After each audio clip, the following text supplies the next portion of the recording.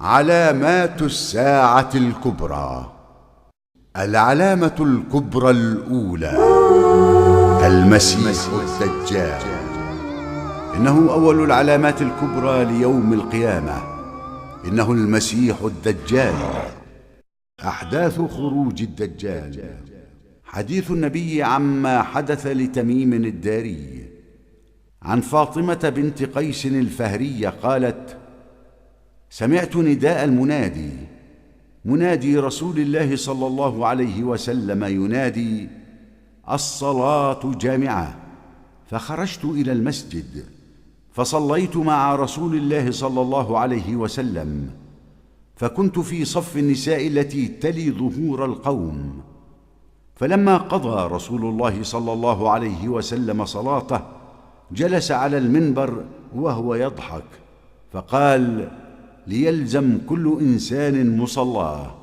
ثم قال: أتدرون لم جمعتكم؟ قالوا: الله ورسوله أعلم.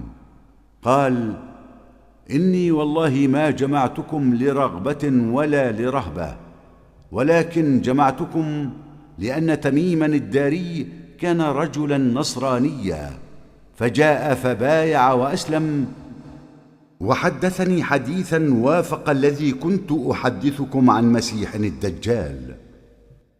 حدثني أنه ركب في سفينة بحرية مع 30 رجلا من لخم وجذام، فلعب بهم الموج شهرا في البحر، ثم أرفأوا إلى جزيرة في البحر حتى مغرب الشمس، فجلسوا في أقرب السفينة، فدخلوا الجزيرة، فلقيتهم دابة أهلب كثير الشعر، لا يدرون ما قبله من دبره من كثرة الشعر، فقالوا: ويلك ما أنت؟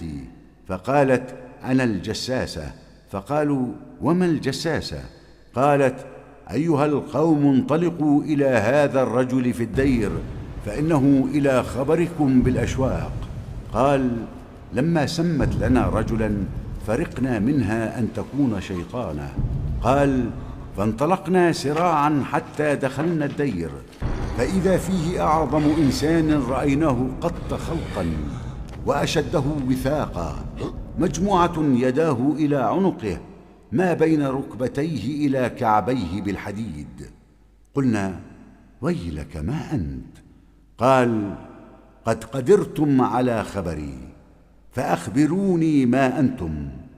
قالوا: نحن أناس من العرب، ركبنا في سفينة بحرية، فصادفنا البحر حين اقتلم، فلعب بنا الموج شهرا.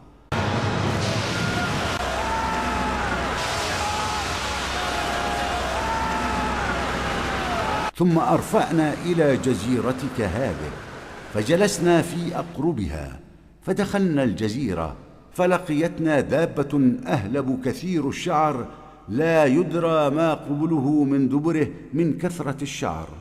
فقلنا: ويلك ما أنت؟ فقالت: أنا الجساسة. قلنا: وما الجساسة؟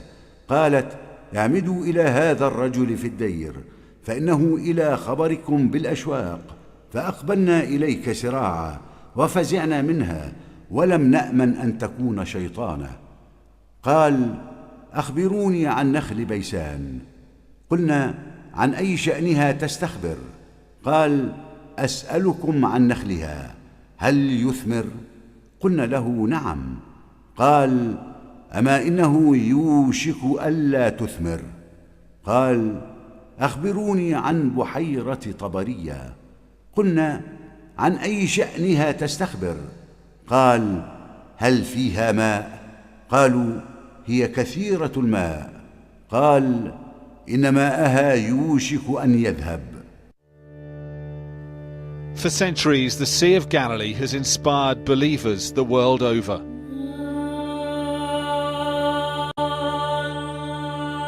The waters the Bible tells us Jesus walked on, the shores where he performed his miracles, a place of beauty, religion and legend. But today, on the brink of disaster. The water should be above our heads, in fact. The tragedy is that you don't need to be Jesus Christ anymore to walk here on the Sea of Galilee. Environmentalist Guidon Bromberg and I could walk the floor of the lake because its waters have retreated hundreds of yards. Making the desert bloom is unsustainable, and the demise of the Sea of Galilee must send that message to Israeli politicians. This bay should be full of water right up to those rocks. قال أخبروني عن نبي الأميين ما فعل؟ قالوا قد خرج من مكة ونزل يثرب. قال أقاتله العرب؟ قلنا نعم. قال كيف صنع بهم؟ فأخبرناه أنه قد ظهر على من يليه من العرب وأطاعوه. قال لهم قد كان ذلك؟ قلنا نعم.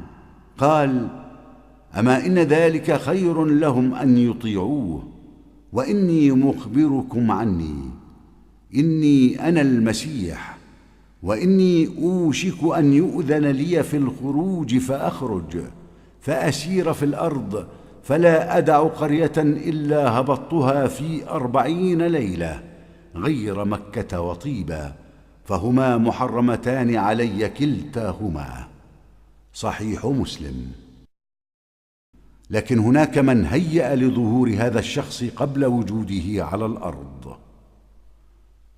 هذه بعض رموز وقتنا الحاضر التي تثبت وجود أناس ينتظرون بشغف ظهور ذلك الشخص. إنهم يتعبدون بطريقتهم، وكذلك أقوام من قبلهم عبدوا هذا الشخص قبل ظهوره. كانت معابدهم متشابهة، الهرم والعين الواحدة رمز مقدس، لكن إلههم ليس بالضرورة إله موسى وعيسى ومحمد، بل هو مهندس الكون الأعظم، ولك أنت حرية تحديد ما يمكن أن ينطبق عليه هذا الوصف. وباختصار، مهما اختلفت مذاهبهم الروحية فرموزهم واحدة وطريقهم واحد، وكلهم من أتباع ذلك الشخص، ويهيئون لهذا الشخص قصره وعرشه. إشاراتهم مختلفة لكنها تعني نفس الشيء، الإشراك بالله. لقد أرعبكم قبل أن تروه، فإذا أردتم النجاة منه فابحثوا عن الدين الذي يوحد الله ولا يشرك به شيئا. خروج الدجال. بعد فتح روما يصيح الشيطان في المسلمين: إن المسيح الدجال قد خلفكم في أهليكم.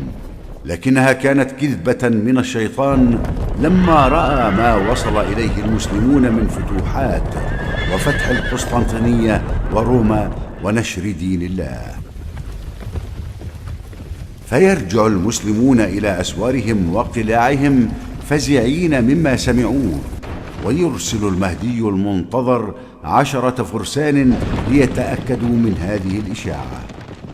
قال رسول الله صلى الله عليه وسلم: إني لا أعرف أسماءهم وأسماء آبائهم وألوان خيولهم، هم خير فوارس على ظهر الأرض يومئذ. صحيح مسلم. فينطلق الفرسان للتأكد من حقيقة أمر الدجال، ويجوبون البلدان دون إيجاد شيء فيما يخص الدجال، فيعودون إلى قلاعهم بالشام يبشرون المسلمين والمهدي عن عدم وجود الدجال. لكن مباشرة لدى عودة 10 فرسان إلى القلاع يظهر ما كانوا يخشونه، فيظهر المسيح الدجال. بعدما عرفنا رموز الشرك التي تتنبأ بقدومه وأتباعه الذين يمهدون له الطريق، إذن من هو هذا الشخص؟ والمسيح الدجال من بني البشر، يدعي أنه الله، فيؤمن الناس به لما يروا ما عنده من فتن. وفتنة الدجال أعظم الفتن منذ خلق الله آدم إلى قيام الساعة، وذلك بسبب ما يخلق الله معه من الخوارق العظيمة التي تبهر العقول وتحير الألباب. ويعتقد النصارى أنه عيسى ابن مريم، ويتبعه أول ما يخرج 70,000 يهودي من يهود أصفهان، ويقطع الأرض بسرعة عظيمة كسرعة الغيث استدبرته الريح، فيفزع كل الناس من هذه الفتنة فيفرون منه ويختبئون خشية مقابلته، لكنه لا يدع مكانا على الأرض إلا وطأه إلا مكة والمدينة. عن محجن بن الأدرع أن رسول الله صلى الله عليه وسلم خطب الناس فقال: يوم الخلاص وما يوم الخلاص، يوم الخلاص وما يوم الخلاص، يوم الخلاص وما يوم الخلاص، ثلاثا. فقيل له: وما يوم الخلاص؟ قال: يجيء الدجال فيصعد أحدا فينظر المدينة فيقول لأصحابه: أترون هذا القصر الأبيض؟ هذا مسجد أحمد. ثم يأتي المدينة فيجد بكل نقب منها ملكا مسلطا، فيأتي سبخة الجرف فيضرب رواقه، ثم ترجف المدينة 3 رجفات، فلا يبقى منافق ولا منافقة ولا فاسق ولا فاسقة إلا خرج إليه، فذلك يوم الخلاص. رواه أحمد، صحيح على شرط مسلم. يأتي الناس فيقول: أنا ربكم، وإن ربكم ليس بأعور، مكتوب بين عينيه كافارا، يقرأه كل مؤمن كاتب وغير كاتب، ومعه جبال من خبز، والناس في جهد إلا من تبعه.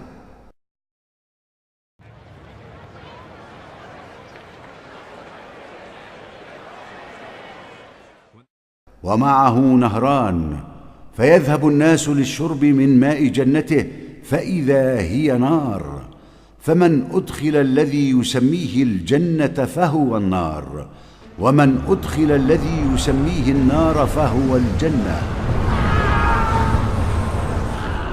ويبعث الله معه شياطين تكلم الناس، ومعه فتنة عظيمة، يأمر السماء فتمطر فيما يرى الناس فتنبت الأرض، ويقتل نفسا ثم يحييها فيما يرى الناس.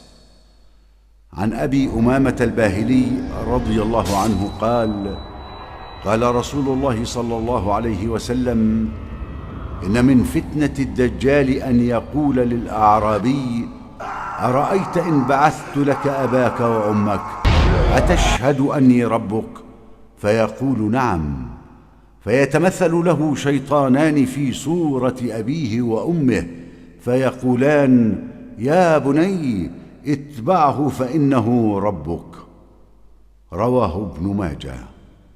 ويقول: أيها الناس، هل يفعل مثل هذا إلا الرب عز وجل؟ فيتبعه الناس ويؤمنون به، فيكثر أتباعه وتعم فتنته، ولا ينجو منها إلا قلة من المؤمنين، فيفر إلى جبل الدخان بالشام، فيأتيهم فيحاصرهم، فيشتد حصارهم ويجهدهم جهدا شديدا، فيمكث 40 يوما يفتن الناس، فاليوم الأول كسنة، والثاني كشهر، والثالث كجمعة، وسائر أيامه كأيامنا.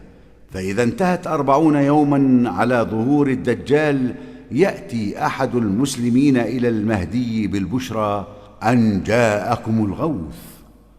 فما هي هذه البشرى؟ هذا ما سنعرفه في الحلقة القادمة.